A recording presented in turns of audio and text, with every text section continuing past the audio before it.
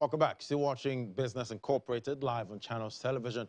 Well, yesterday, Statistics South Africa announced a contraction in the third quarter by 1.5%. According to Statistics South Africa, this was mainly due to tighter COVID-19 lockdown restrictions and the civil unrest in July.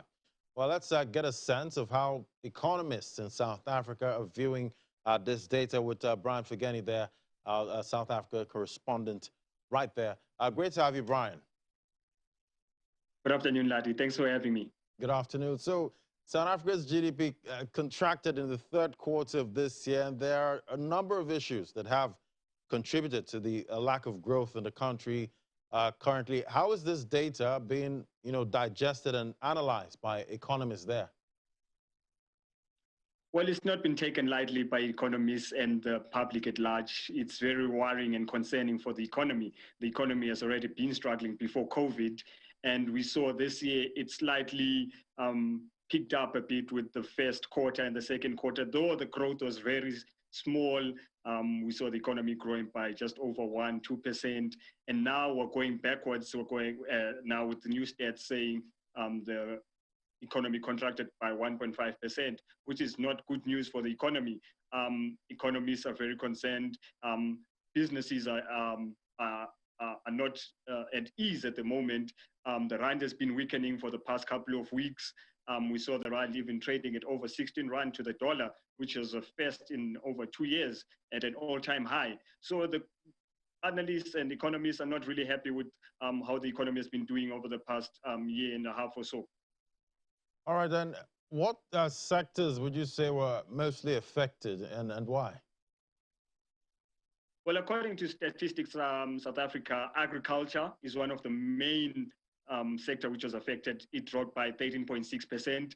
Trade, which includes exports and your imports, also dropped by 5.5%. Manufacturing, mining, and construction. These are key industries in the economy, and all of these were largely affected by the July unrest, which we saw in the Gauteng and KwaZulu-Natal provinces, where trade takes a lot of place, especially the imports and the exports. It's one of the bridges with Durban being one of the main ports in South Africa where a lot of trade goes through.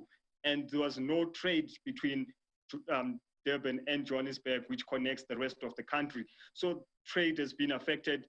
Some farms were also burnt down in that area in KwaZulu-Natal. So those are some of the key main areas which were largely affected. We saw finance growing, but it only grew by 1.2%, which did not really push the GDP figures. So the main sectors really pushed the GDP to the minus 1.5 we saw in the third quarter. Oh, quite interesting. But since the travel ban on Southern African countries by the Western world over the Omicron scare, South Africa's new daily coronavirus tripled, raising alarms like over the possible spread of the Omicron variant. How is the government actually dealing with this? Well, the rise in COVID-19 cases is a worrying thing for the government. We're seeing cases of over 13,000 in the past couple of days, which is not good for government as well. Well, the cabinet should be meeting today or tomorrow with President Cyril Ramaphosa back from his tour of West Africa. He's going to meet with his cabinet to discuss what is the way forward. There's already talk of lockdown restrictions, which is not good for anyone at the moment, for businesses, for individuals, for the economy itself. So that's one of the things which the government is looking at doing, which will be a lockdown restrictions. We don't know which level they're going to do, but most probably take us to level alert 3, which will have some travel bans locally, and also trade of alcohol might be imposed. But government has been saying that their main way to fight this virus is vaccines. There is now talk of mandatory vaccines. We're seeing big companies. First it was Discovery. Now we have banks like Standard Bank saying their employees must get mandatory vaccines. The MTN group also coming through and saying mandatory vaccines is now the way forward. And government, last time President Ramaphosa did address the nation, he did hint at saying mandatory vaccines might be one of the key things to look at to curb the virus. So that's what government is looking at, mandatory vaccines and possible lockdowns. Well, lockdowns continue to linger with most other countries too. But How do economists think this might impact the growth outlook?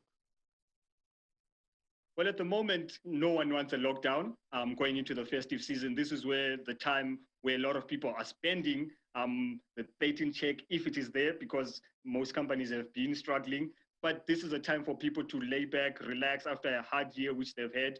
So if there are possible lockdowns, the economy is not going to do well, Ladi. We are going to see a negative impact. Economists are already worried about that. Businesses are worried at the moment. We're going to see people most probably starting to stock up on supplies which they might need for December, especially going into the festive season. We're going to see people rushing to the liquor stores to get their alcohol, to get their food stocks before there is any possible lockdowns, which is panic for which is not good, and it's panic buying. So most companies and businesses are not going to like any possible lockdown restrictions. Economists are saying this is not a good idea going into December. They're saying government must have a stronger policy to fight the vaccine without any lockdown restrictions. All right, Brian, let's hope for merry holidays. Thank you so much, Brian. Thank you. South Thank Africa you, correspondent right there. Have a great day. All right, moving on now. ECOWAS member states have proposed January 1st next year for the reopening of all land borders. ECOWAS sectoral ministers, in collaboration with the West African Health Organization, took the decision at a virtual meeting coordinated from Abuja. Among the factors informing the decision, the ministers took into consideration the fact that their economies lost $50 billion in value of the cumulative gross domestic product between 2020 and 2021. A communique issued by ECOWAS after the meeting said more than 50 people took part in the meeting, including ECOWAS sectoral ministers in charge of the Interior, Health, Finance, Trade and Transport, alongside their experts. Ministers also recommended the effective implementation by member states of the harmonized directives of ECOWAS against the COVID-19.